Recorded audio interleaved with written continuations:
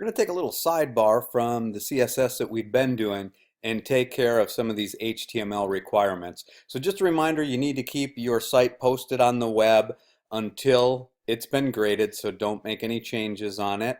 And it's all the requirements that were on the Project 1 grade sheet plus all the new stuff listed here. So if you miss something on Project 1, which you would probably know about now, I would have given you the grade sheets back, make sure you go ahead and fix that.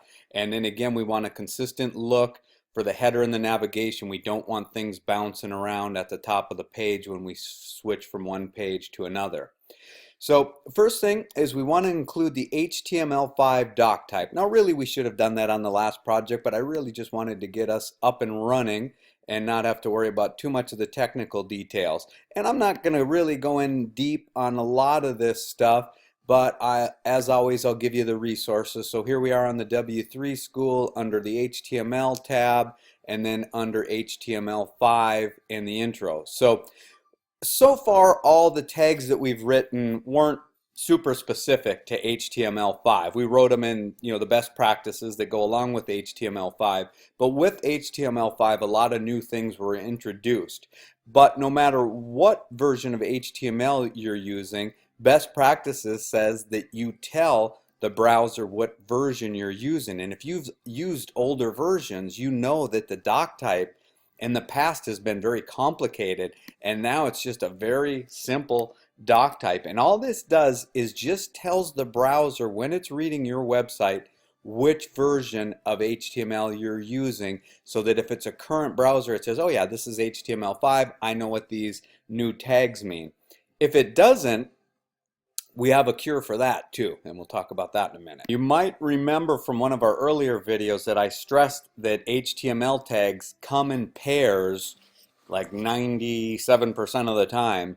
Well, here's going to be one of those exceptions. So I'm on the index page. I'm going to click on source code so that we can see the HTML, and the doc type actually is just a lone wolf. It sits up here on the very top line and just tells it what, again, what gives the information for the browser, but that's it. It's just that one simple little line, no closing tag. This is something that belongs on every HTML page, so I am going to go into my other pages and paste it in there.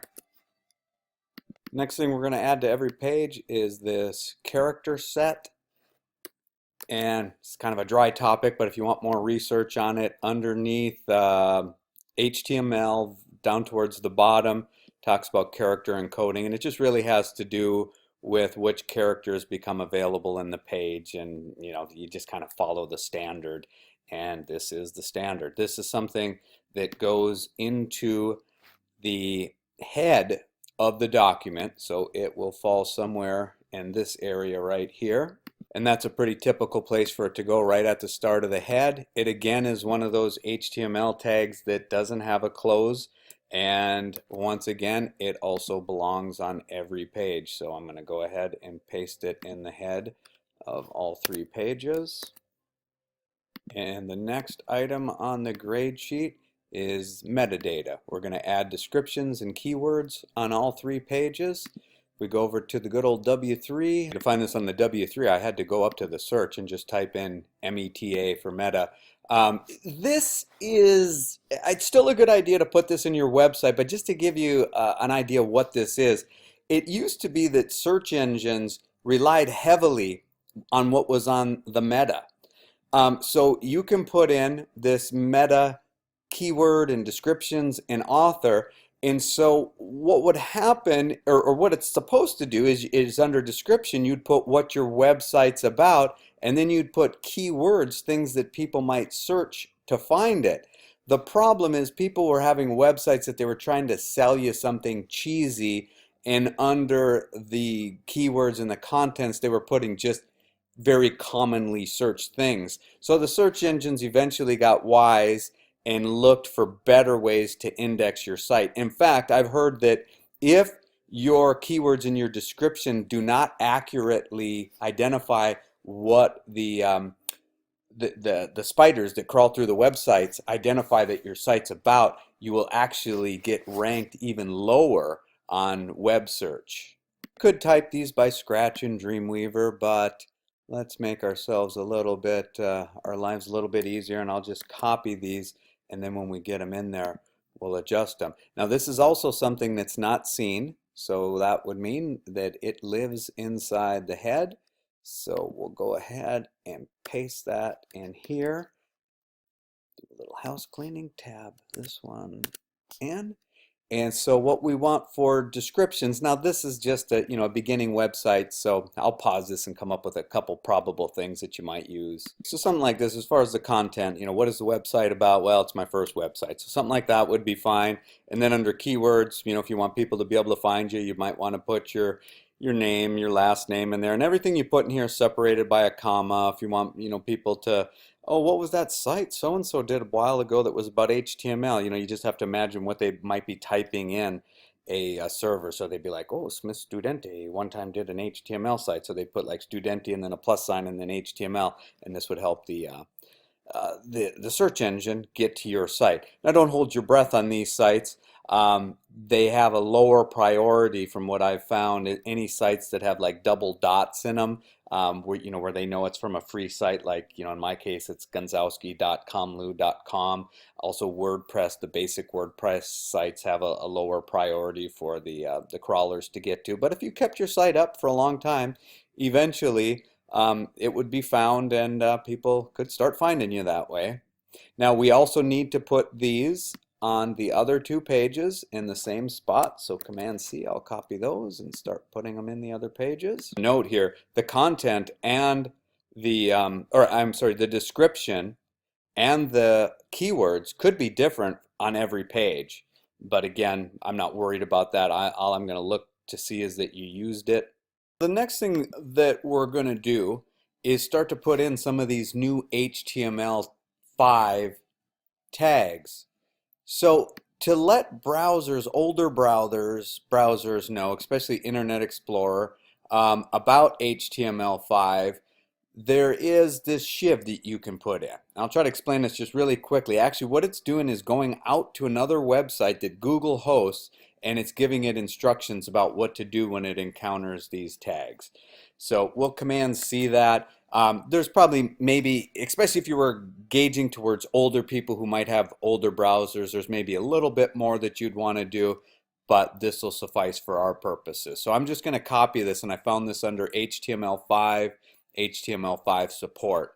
And you can read about all the little things that they recommend, but it kind of comes down to this being one of the most complete solutions here. So copy that, go back into Dreamweaver, and we'll paste it. I'm going to paste that in right under the title.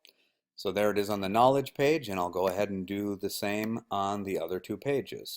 And just in case you haven't been, now would be a great time to go into Dreamweaver and do a file, save all, and you'll see all those asterisks go away, letting us know that everything has been updated. To come to some more of the more useful or interesting stuff about HTML5, and that is these semantic elements, these new tags that have become available in HTML5. We're only going to use a couple, but if you go to the W3 schools and either search for the new elements, or I believe actually it's just on the side here under CSS5. There we go. Getting that scrolling. Yeah, HTML5 and then the elements. But in short, especially the ones that we're going to use, the reason that these were made is that you can start surrounding your website with these new semantic elements, and it helps the search engines know what's what in your website. So let's take a look at an example.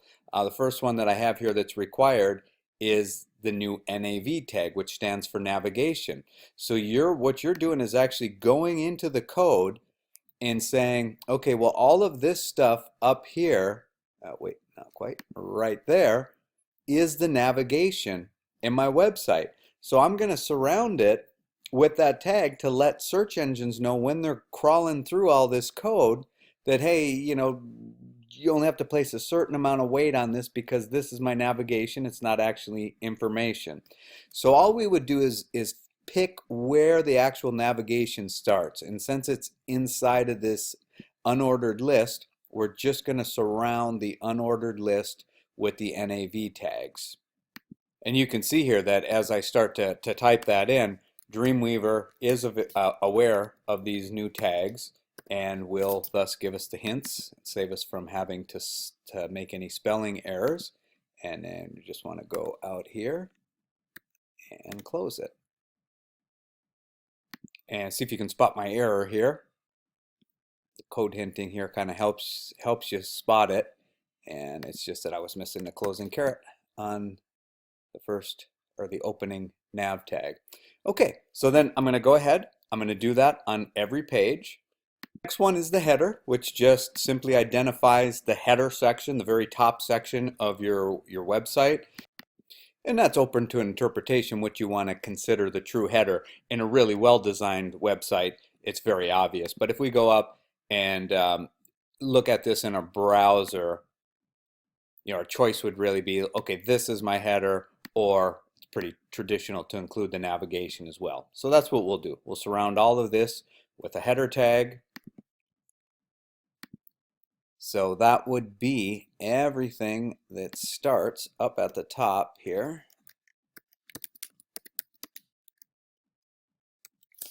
Make sure I get that closing caret in there, and including the closing tag of the navigation. So we just want to go ahead and repeat that on all 3 pages. Then we have the section tag, which tells the search engine this is, the guts of this page. So in our case, we'd be surrounding everything from below the header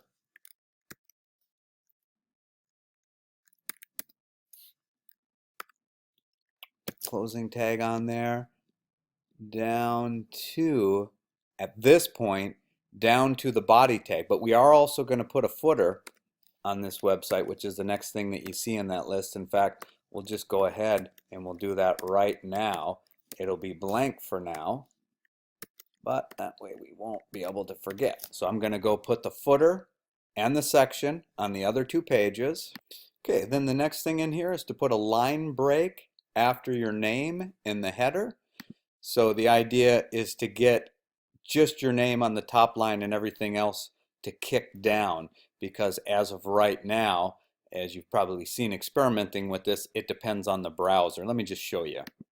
So right now, if there's room in the browser window, all of that will go on the first line. So we want to keep it an H1 tag, but we just want to make it look a little bit better and kick this down. So that's a simple one. It also happens to be one of the few, and you're hearing about a lot of them in this video, but they still are the exception, the few, the tag that opens but does not close.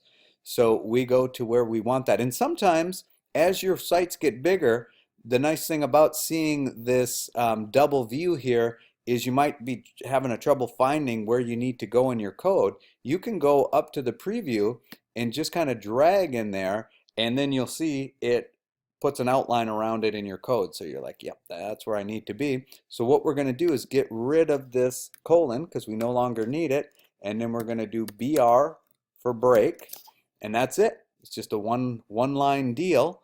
And this is something that you want to pay attention to, because this would be a grade breaker as far as aesthetics go, is if you forgot to do that on the other page, then you definitely have that bad example of a website that kind of jumps all over the page, or all over the place. You see how that jumps, and that jumps around, especially between these 2 pages. The other one's not even styled yet for some reason up there. And actually, I think this page is styled. I think this is one of those issues that I was telling you. Sometimes when you look at your website in a browser and it shows you a previous state, go and refresh the browser, whatever it takes to refresh it. And I could be wrong. So let me tell you what that actually is that caused that to happen. A great example. Again, you go in and so this is the page that was acting up as my index page. And I look here, it's an H1 tag, so there should be no problem with it, right? Just the CSS should apply to it. But if I look, I can see that that's color coded a little bit different than everything else. And I see the red here, the red here. So with just a little bit more searching, I see that this header tag was opened, not closed. Now everything goes back to normal. Now I just have to remember on these other two pages to apply